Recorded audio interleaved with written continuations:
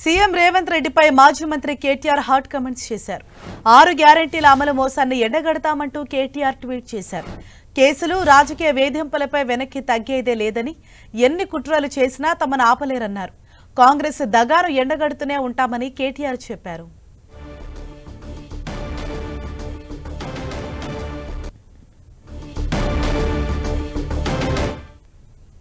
Formula ఈ car race కేసులో BRS working president మాజీ మంత్రి కేటీఆర్ మరికాసేపట్లో ఏసీబీ విచారణకు హాజరు కానున్నారు.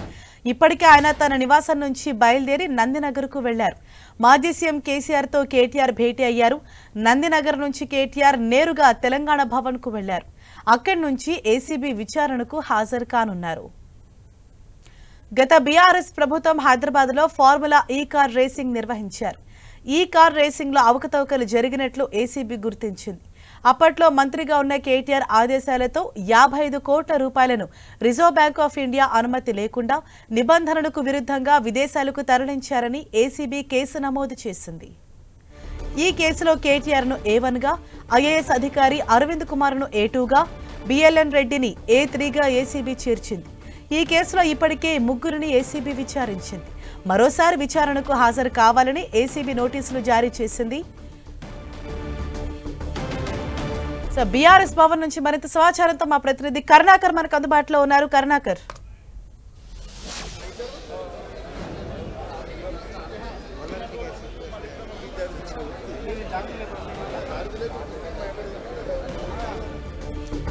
కాసేపట్లో ఏసీబీ విచారణకు హాజరు కానున్నారు. కేటీఆర్ ఇప్పటికే తన నివాసం నుంచి బయలుదేరి నందినగర్లోని కేసీఆర్ నివాసానికి చేరుకున్నారు. అక్కడ కేసీఆర్ తో సమావేశమైన అనంతరం ఆయన అక్కడి నుంచి బయలుదేరి తెలంగాణ భవన్ కు వెళ్లారు.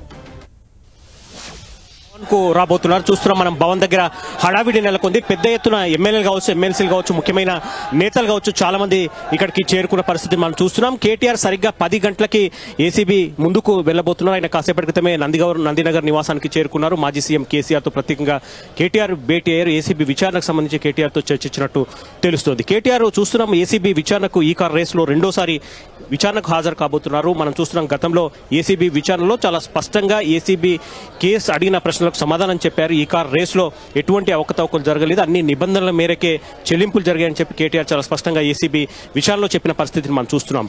ఈసారి కూడా ఏసీబీ చాలా స్పష్టంగా, అంటే ఏసీబీ ఏవైతే 2 సెక్షన్ల కింద కేసులు నమోదు చేసిందో అందులో ప్రధానమైన అభియోగం ప్రభుత్వం, అంటే గత బీఆర్ఎస్ ప్రభుత్వం ఈ కార్ రేస్ లో సంబంధించి చెల్లింపులు ఏవైతే ఉన్నాయో 54.88 కోట్ల రూపాయలను ఆర్బీఐ నిబంధనలకు విరుద్ధంగా ప్రభుత్వ అనుమతి లేకుండా హెచ్ఎండిఏ బ్యాంక్ అకౌంట్ నుంచి నేరుగా విదేశీ సంస్థకు, అది కూడా డాలర్ల రూపంలో చెల్లించిందనేది ఏసీబీ ప్రధాన అభియోగం. అందులో అవకతవకలు జరిగాయి, అవినీతి జరిగిందనేది ఏసీబీ చెప్తున్న పరిస్థితిని మనం చూస్తున్నాం. ప్రభుత్వం ఈ అనుమానంతోనే ఏసీబీ విచారణకు ఆదేశించింది. ఏసీబీ గత 5 నెలలుగా విచారణ జరుపుతుంది. అందులో భాగంగా A1 గా ఉన్న కేటీఆర్ ని ఇప్పటికే విచారించింది. A2, A3 గా ఉన్న ఐఏఎస్ అధికారి అరవింద్ కుమార్ కావచ్చు, బిఎల్ఎన్ రెడ్డిని కావచ్చు, ఇద్దరిని కూడా సుదీర్ఘంగా విచారించింది. దాంతోపాటు ఫార్ములా ఈ కార్ రేసుకు సంబంధించిన సంస్థ ప్రతినిధులతో, విదేశీలో ఉన్న ప్రతినిధులతో వర్చువల్ గా కూడా విచారణ జరిపిన పరిస్థితిని మనం చూస్తున్నాం. ఇటువంటి సమయంలో ఇప్పుడు ఏం జరగబోతుంది అనేది కొంత ఆసక్తి నెలకొంది. కేటీఆర్ విచారణలో మళ్ళీ ఏం చెప్పబోతున్నారు? కేటీఆర్ ను మనం చూసాం, మొదటిసారి విచారించినప్పుడు దాదాపు 9.5 గంటల పాటు విచారణ కొనసాగింది. ఈసారి ఎంతసేపు కేటీఆర్ విచారణ జరగబోతుంది అన్నది కూడా బీఆర్ఎస్ నేతల్లో కొంత ఆందోళన నెలకొన్న పరిస్థితి మనం చూస్తున్నాం. మరి కాసేపట్లో కేటీఆర్ తెలంగాణ భవన్ కు చేరుకుంటారు. సరిగ్గా 10 గంటలకు ఆయన ఏసీబీ కార్యాలయానికి వెళ్తారు. అక్కడ ఏసీబీ విచారణలో పాల్గొంటారు. కేటీఆర్ తో పాటు ఇప్పటికే హైకోర్టు ఆదేశాలు ఉన్నాయి కాబట్టి కేటీఆర్ తో పాటు అడ్వకేట్ కూడా వెళ్లనున్నారు. విచారణలో అడ్వకేట్ సమక్షంలోనే విచారణ కొనసాగనున్న పరిస్థితిని మనం చూస్తున్నాం. ఇక ఇటువంటి సమయంలో కేసీఆర్ తో కూడా కేటీఆర్ కాసేపట్లో భేటీ అయ్యారు. ఏసీబీ విచారణకు సంబంధించి గతంలో ఏం జరిగింది, ఇప్పుడేం జరగబోతోంది, ఇప్పుడు విచారణ ఏ విధంగా ఉండబోతుంది అన్నది కూడా కేసీఆర్ కు వివరించినట్టు తెలుస్తోంది. మనం చూస్తున్నాం తెలంగాణ భవన్ దగ్గరికి చాలా మంది ఎమ్మెల్యేలు కావచ్చు, ఎమ్మెల్సీలు కావచ్చు, ముఖ్యమైన నేతలంతా కూడా ఇక్కడికి చేరుకున్నారు. జై కేసీఆర్, జై తెలంగాణ అన్న నినాదాలతో తెలంగాణ భవన్ అంతా కూడా మారుమోగిన పరిస్థితిని మనం చూస్తున్నాం.